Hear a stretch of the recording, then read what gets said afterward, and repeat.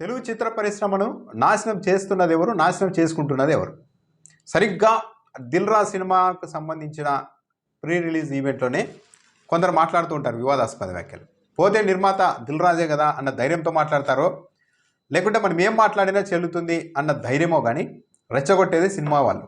రెచ్చగొట్టిన తర్వాత, అవతల నుంచి రియాక్షన్ వచ్చిన తర్వాత, సినిమాలు ఎత్తిపోయిన తర్వాత, విపరీతమైన నెగిటివ్ ట్రోలింగ్ ప్రచారం నడిచిన తర్వాత, అంతా అయిపోయిన తర్వాత చేతులు కాలేక ఆకులు పట్టుకున్నట్టు అయ్యో ఘోరం జరిగిపోతుందని ఆవేదన చెందితే దానికి ఎవరు బాధ్యత వహిస్తారు?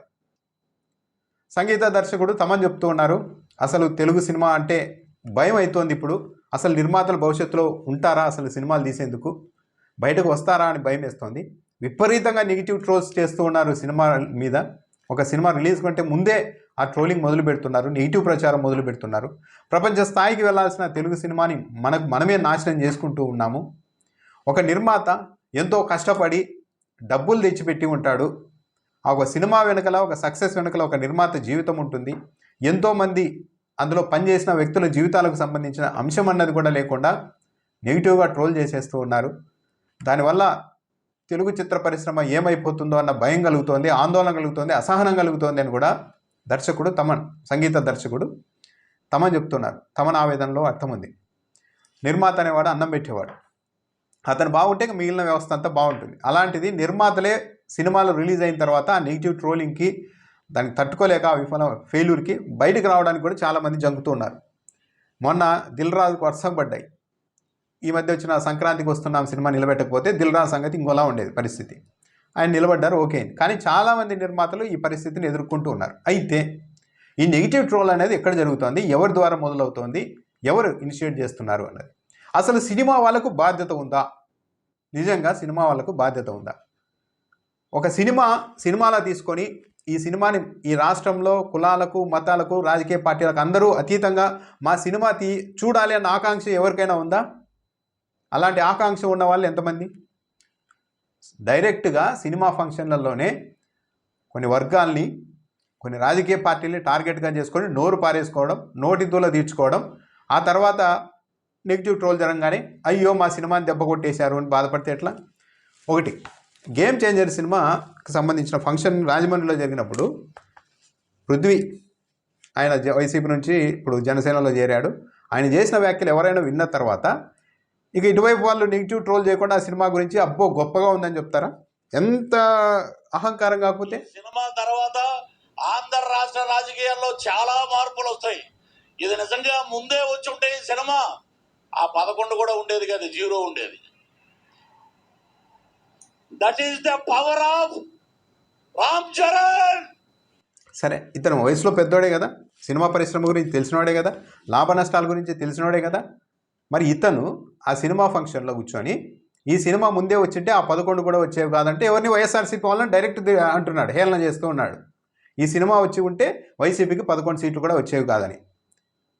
అందరితో ఆగాడా? ఆ ఫంక్షన్లో జగన్మోహన్ రెడ్డిని ఇమిటేట్ చేయడము, ఇలాంటివన్నీ చేశారు. ఇలా సిల్లీ థింగ్స్ చేసిన తర్వాత అదే వైఎస్ఆర్ కాంగ్రెస్ పార్టీ ఏమైనా ఒక 5%, 6% ఓట్ల పార్టీనా? 40% ఓటింగ్ వచ్చిన పార్టీ, భారీ లక్షలాదిగా కార్యకర్తలు ఉన్న పార్టీ, సోషల్ మీడియాలో కూడా బలం ఉన్న పార్టీ. ఇలా ఇతడు ఒక ఫంక్షన్లో బాధ్యతారాహిత్యంగా, ఇతనికి ఉండాలి కదా ఫస్ట్ పృథ్వీ అని అతనికి, ఈ సినిమా ఫంక్షన్లో ఈ సినిమా అందరూ అన్ని పార్టీల వాళ్ళు చూస్తేనే ఒక నిర్మాతకు 4 డబ్బులు వస్తాయి, సినిమా సక్సెస్ అవుతుందన్న ఇంగిత జ్ఞానం ఉండాలి కదా. దాన్ని పక్కన పెట్టేసి ఈ సినిమా ముందే వచ్చింటే 11 కూడా వైసీపీకి వచ్చేవి కాదన్న తర్వాత వైసీపీ వాళ్ళు ఎవరైనా కానీ ఇక ఈ సినిమా గురించి నెగిటివ్గా కాకుండా పాజిటివ్గా మాట్లాడతారా? ఇక సోషల్ మీడియాలో అంటే యూత్ ఉంటారు, ఇక వాళ్ళలో ఆవేశం ఎక్కువ ఉంటుంది. మా పార్టీని ఇంత కించపరిచేలా ఒక సినిమా ఫంక్షన్లో నువ్వు మాట్లాడుతున్నావు కదా, మా సంగతి మాకు చేతనైంది మేము చేస్తామని నెగిటివ్గానే ప్రచారం చేస్తారు. ఇంకా జగన్మోహన్ రెడ్డి మంచోడు కాబట్టి అధికారంలో ఉన్నప్పుడు ఈ సినిమా వాళ్ళు కొంతమంది, అందరూ కాదు కానీ కొంతమంది అతనికి వ్యతిరేకంగా ఎన్ని ప్రయత్నాలు చేసినా అతడు భగవంతుడు ఉన్నాళ్ళంటే చూసుకుంటూ వెళ్ళారు. అదే ఏ తమిళనాడులోనో ఏ కక్షగట్టే రాజకీయ పార్టీలో అయి ఉంటే ఒక ముఖ్యమంత్రిగా ఉండి ప్రభుత్వం అధికారం తన చేతుల్లో ఉండి అన్ని వ్యవస్థలు తన చేతుల్లో ఉన్నప్పుడు తనకు వ్యతిరేకంగా ఏ సినిమా వాళ్ళైనా వ్యవహారాలు నడిపితే కడుపు మండి దగ్గరుండి మళ్ళీ ప్రభుత్వంనే, అధికార పార్టీనే ఈ సినిమాలకు సంబంధించి మొదటి రోజే మంచి హెచ్డి క్వాలిటీలో, ఫుల్ హెచ్డి క్వాలిటీలో పైరసీ చేసి మరీ డిస్ట్రిబ్యూషన్ చేసి ఉండేవాళ్ళు. ఏ పోలీసులు అడ్డుకోలేరు ప్రభుత్వం చేయాలనుకున్నప్పుడు. ఎందుకంటే ఆ స్థాయిలో మీరు ఇరిటేట్ చేస్తున్నారు ప్రభుత్వ పెద్దల్ని కావచ్చు, రాజకీయ పార్టీలని కావచ్చు. దానివల్ల ఇబ్బందులు వస్తున్నాయి కానీ ఎవరికి కక్ష పెంచుకొని పలానా హీరో నాశనం అయిపోవాలని ఎవరు రావడం లేదు. మీకు చాలామంది, కొంతమందికి, అందరికీ కాదు, కొంతమందికి సినిమాల్లో సంపద ఎక్కువైపోయి అన్నీ ఎక్కువైపోయి ఇంకేం చేయలేక రాజకీయాల్లోనికి వేలు పట్టడం. సరే, రాజకీయాల్లోకి రావచ్చు, తప్పేం కాదు. బాలకృష్ణ వచ్చారు, మామూలు నడుస్తుంటుంది. ఆయన సినిమాలు కూడా పెద్దగా వివాదాస్పదం కావు. పవన్ కళ్యాణ్ వచ్చారు, డిప్యూటీ సీఎం అయ్యారు, బాగానే ఉంది. కానీ ప్రతి ఒక్కరూ దాంట్లో వేలు పెట్టి ప్రతి ఒక్కడు ఒక ముఖ్యమంత్రిని, ఒక రాజకీయ పార్టీని అవహేళన చేయడం మొదలు పెడితే కడుపు మండినప్పుడు అవతల నుండి ఇలాగే రియాక్షన్ ఉంటుంది. దాన్ని అనుభవించేందుకు కూడా సిద్ధంగా ఉండాల్సి ఉంటుంది. మరి విదేశాల్లో, పక్క రాష్ట్రాల్లో సక్సెస్ అవుతున్న సినిమా ఏపీలో మాత్రమే ఎందుకు ఫెయిల్ అవుతున్నాయని ఒక లాజిక్ కూడా తెస్తున్నారు. ఎందుకంటే ఇక్కడ సినిమా వాళ్ళ వ్యవహారాలు అలా ఉన్నాయి. నిర్మాతల్ని చెడగొడుతుండేది ఎవరు బయట వాళ్ళు కాదు. ఈవెన్ చెప్పాలంటే రామ్ చరణ్ తేజ, ఆయనకు వైసీపీ వాళ్ళకు కూడా ఆయన మీద కోపం లేదు. ఎందుకంటే అతని పని అతను చేసుకుంటూ వెళ్తుంటారు. రామ్ చరణ్ ఎప్పుడు ఇన్వాల్వ్ అయిన వ్యక్తి కాదు. ఇలాంటి వాళ్ళు ఆ ఫంక్షన్లోకి వెళ్ళి వైసీపీకి 11 సీట్లు కూడా వచ్చేవి కాదు ఈ సినిమా అంటే, దీన్ని పొలిటికలైజ్ చేసింది ఎవరు? వీళ్ళు. నెగిటివ్ ట్రోల్ చేసిండొచ్చు వైసీపీ వాళ్ళు. ఇది ఎగ్జాంపుల్ మాత్రమే.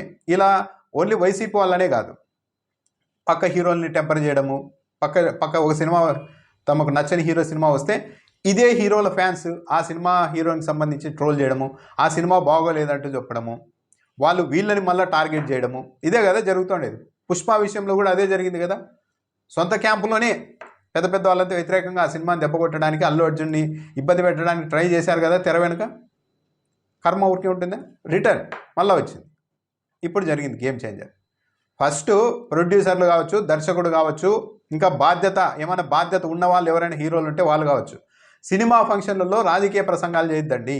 ఒక రాజకీయ పార్టీని అవమానించేలా చేయమాకండి, నాశనం అయిపోతాం దెబ్బ పడితే అని ఫస్ట్ ఇలాంటి వాళ్ళని, ఇలా నోటి దూల ఎక్కువ ఉన్న వాళ్ళని మైక్ లేకుండా జాగ్రత్త పడితే అప్పుడు నిర్మాతకు, ఆ సినిమాకు కొద్దిగా లాభాలు మిగలడము, ప్రజలంతా సరే రాజకీయాలకు అతీతంగా ఒక సినిమాని చూసి మన తెలుగు సినిమాని ఓన్ చేసుకోవడానికి అవకాశం ఉంటుంది.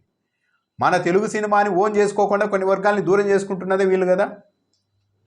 సినిమా ఫంక్షన్కి వెళ్ళి పవన్ కళ్యాణ్ గొప్పోడు, ఈ సినిమా ముందే వచ్చింటే వైసీపీకి 11 సీట్లు కూడా వచ్చేవి కాదని ప్రసంగాలు చేసి ఈరోజు మా మీద ట్రోల్ చేస్తున్నారు, నెగిటివ్ ట్రోల్ చేస్తున్నారు అనడం, పుష్ప సినిమాకు వ్యతిరేకంగా వీళ్ళు ట్రోల్ చేయడము, ఇప్పుడు అవకాశం వచ్చి వాళ్ళ అల్లు అర్జున్ ఫ్యాన్స్ కావచ్చు, ఇంకో హీరో ఫ్యాన్స్ కావచ్చు, వీళ్ళని టార్గెట్ చేస్తే మళ్ళీ మమ్మల్ని నాశనం చేస్తున్నారు అనడం. అల్టిమేట్గా నిర్మాత నాశనం అవుతున్నాడు. నిర్మాతలు జాగ్రత్త పడాలి. సినిమా తీసేటప్పుడే మీరు రాజకీయాల్లోనికి ఇన్వాల్వ్ అయ్యి రాజకీయ ప్రసంగాలు చేసి ఇలాంటివన్నీ వెదవ పనులు చేస్తే మాకు వద్దు వ్యాపారం అని చెప్పాలి. అప్పుడు బాగుంటుంది. సో సినిమాలు బాగా ఆడాలి, సినిమాని ప్రతి ఒక్కరూ ఓన్ చేసుకోవాలి అంటే ఫస్ట్ సినిమా వాళ్ళు కూడా అన్ని రాజకీయ పార్టీలని గౌరవించండి. మీ ఓటు కావాలంటే నచ్చకపోతే పలానా పార్టీకి కాకపోతే మీ నచ్చిన పార్టీకి ఓట్లు వేసుకోవచ్చు, అంతవరకు బాగానే ఉంది. ఇంకా కావాలంటే ఎన్నికల సమయంలో వచ్చి క్యాంపెయిన్ కూడా చేసుకోండి, తప్పేం కాదు. కానీ ఎలక్షన్లు అయిపోయిన తర్వాత కూడా ఒక రాజకీయ పార్టీని పట్టుకొని ట్రోల్ చేయడము, విమర్శలు చేయడము, ఒక హీరో సినిమా వస్తానే ఆ సినిమాని దెబ్బ కొట్టడానికి యువతల వాళ్ళు ప్రయత్నించడం, ఇది వాళ్ళు మళ్ళీ అదే పని చేయడం, ఇదంటే ఎట్లుంటుంది అంటే ఒక ముసలంలాగా ఉంటుంది. ఇప్పుడు తెలుగు చిత్ర పరిశ్రమలో పరిస్థితి ఎలా అయిపోయిందంటే ఓ రాజకీయ పార్టీల మధ్యతోనే కాదు, ఒక హీరో ఫ్యాన్స్కి ఇంకో హీరో ఫ్యాన్స్కి పడడం లేదు. ఇదంతా ఒక కృత్రిమ రేసును క్రియేట్ చేసుకున్నారు. దానివల్ల ఒకరి సినిమా మీద ఒకరు ప్రచారం చేసుకుంటూ ఒకరినెత్తున ఒకరు చేయబెట్టుకొని అందరూ భస్మం అవుతున్నారు. కాబట్టి ముందు చిత్ర పరిశ్రమలో ఒక మంచి వాతావరణాన్ని, మంచి వ్యక్తిత్వం ఉన్న వాళ్ళని ముందు పెట్టి ఇలాంటి అనవసరమైన వ్యాఖ్యలు చేయకుండా ఒకరి హీరో సినిమాని ఇంకొక హీరో అభినందించుకునేలాగా, ఆ ఫ్యాన్స్ మధ్య సఖ్యత పెంచుకునేలాగా, అనవసరంగా రాజకీయాల్లోకి వేలు పెట్టకుండా ఒక పద్ధతిగా బతికితే మొత్తం సమాజం, తెలుగు వాళ్ళంతా మన సినిమాలు ఇవి, మన తెలుగు వాళ్ళ సినిమాలని ఓన్ చేసుకోవడానికి రెడీగా ఉన్నారు. కానీ అలా ఓన్ కూడా చేసుకోకుండా కొందరిని రెచ్చగొడుతున్నది సినిమా వాళ్ళు. ఆ తప్పుని సవరించుకోవాలి ఫస్ట్.